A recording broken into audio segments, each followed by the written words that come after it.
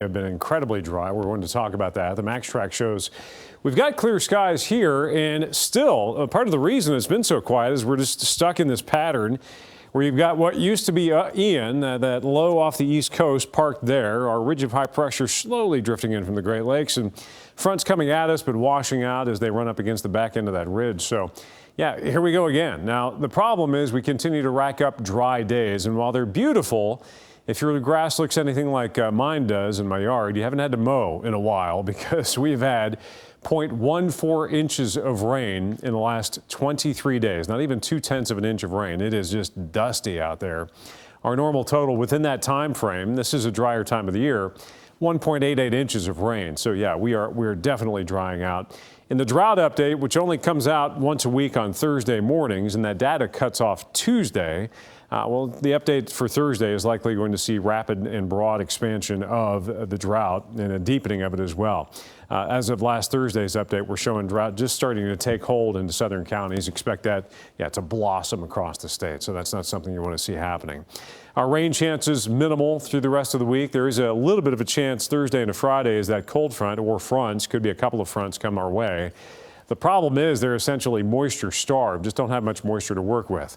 The low, that storm formerly known as Ian, finally works its way out in the Atlantic, scoots on out of here. High pressure drops south. And we will see a hint of precipitation on the move. It just never really has much luck getting in here.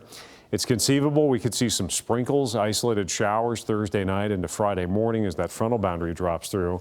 But the big story is going to be between that front and a high, big sprawling Canadian high building in with this northerly flow, the cool down that we will see for the upcoming weekend, more than likely our coldest air of the season. And it's chilly this morning. We've had this ongoing for a while now where you get these pockets in the morning of mid to upper 30s. It's just not widespread enough for a frost advisory, but you've got some 37s in Richmond and London, and the low temperature trend into the weekend. Clearly you can see where that colder air takes over. Frost advisory likely, possibly for a couple of mornings this weekend, and we may even see some folks getting down near freezing. The average time for that, our average first frost, is October 19th. So as Dia was talking about, we're ahead of schedule on that. The average first freeze usually isn't until October 28th. So we've got some colder air on the move, and it is going to really be felt this weekend, which of course will have an impact on the opening for the fall meet out at Keeneland, and as well the game Saturday night. 74 degrees for the high today, 48 for the overnight low. So overnight lows coming up as well. And we crest around 78, near 80 degrees Thursday, and then here comes that cold front. Initially, it'll knock us down to the mid-60s. So Friday, a little more cloud cover. Skies ranging between partly to mostly sunny. It's not going to be a deal breaker, but temperatures will be falling. Mid-60s Friday, we continue to cool down and finally stop Saturday with a high of around 60. So since it's an evening game, the Cats playing at 7:30.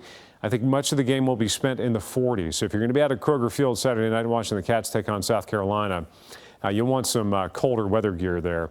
Eventually making it back into the 70s, probably pushing 80 degrees by the middle of next week.